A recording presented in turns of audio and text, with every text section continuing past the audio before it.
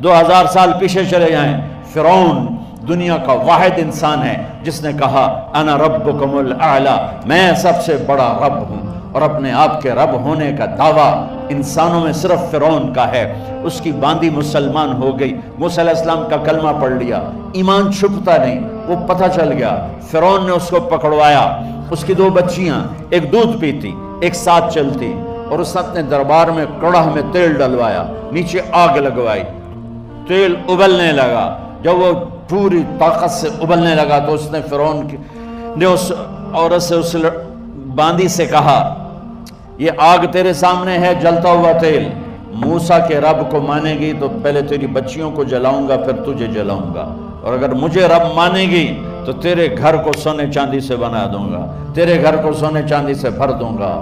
اللہ کا پا لینا یہ میری آپ سب کی معراج ہے، اور اللہ کو کھو دینا میرے آپ سب کے لیے ہلاکت اور تباہی ہے۔ سنو سنو، اس نے کیا کہا؟ اللہ نے اپنی محبت کو ماں سے تشبیہ دی ہے، باپ سے نہیں دی، اور چھوٹا بچہ زیادہ ممتا کو لیتا ہے۔ وہ کہنے لگی فرعون یہ تو میری 2 ہیں، میری 100 ہوتی تو اللہ کے نام پہ آج میں قربان کر دیتا۔ فَاقْضِ مَا أَنْتَ قَاضٍ، کر جو تجھے کرنا ہے۔ تو پاگل ہو گیا، غصے میں کہنے لگا اس کی بڑی بیٹی کو ڈال دو۔ تو انہوں نے اس کو یوں ٹانگوں سے پکڑا، اور وہ چیختی چلاتی ہوئی تھی۔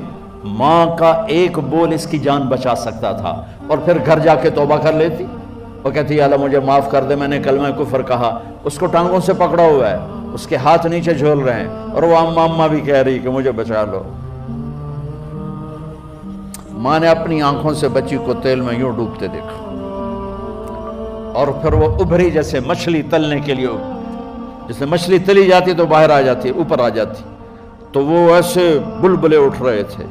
وہ ایک ہی لمحے میں اس کی تو جان گئی، ایک آنسو کا قطرہ اس نے نہیں نکلنے دیا اپنی آنکھوں سے، اور اپنے دل کو جب مضبوط کیا تو میرے رب کی غیرت، میرے رب کی رحمت محبت حرکت میں آئی۔ اللہ نے ماں کی آنکھوں سے پردہ ہٹا دیا، اور ماں نے اپنی بیٹی کی روح کو نکلتے دیکھا، اور وہ کہہ رہی ہے اصبری یا ام فإن لک من الأجر کذا وکذا، ماں جی ڈرنا نہیں، صبر کرو، جنت تیار ہے، جنت تیار ہے، مبشرو۔ معصوم بچی کو تو پتہ بھی نہیں تھا کہ کیا ہونے والا ہے، اس کو پکڑ کے یوں ڈالا، اس کی تو آہ بھی نہ نکلی، اور وہ مچھلی کی طرح تلی گئی۔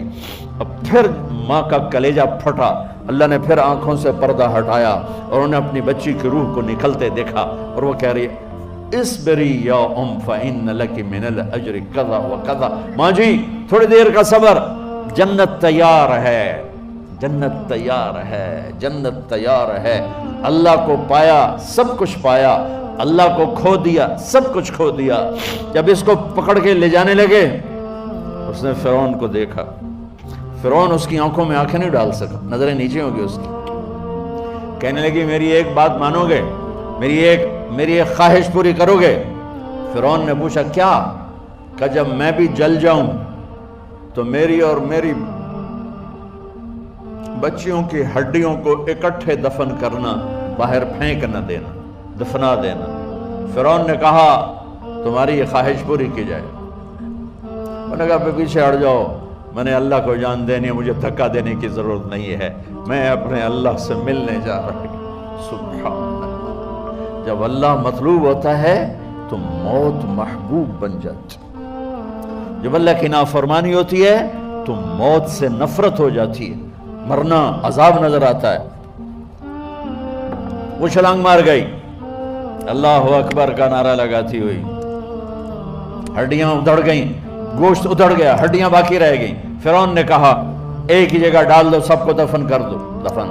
2000 سال کے بعد بچوں بچیوں، 2000 سال کے بعد موسیٰ علیہ السلام کے 2000 سال کے بعد جناب رسول اللہ صلی اللہ علیہ وسلم دنیا میں تشریف لائے۔ 40 سال کی عمر میں نبوت ملی، 50 سال کی عمر میں معراج ہوا، 2050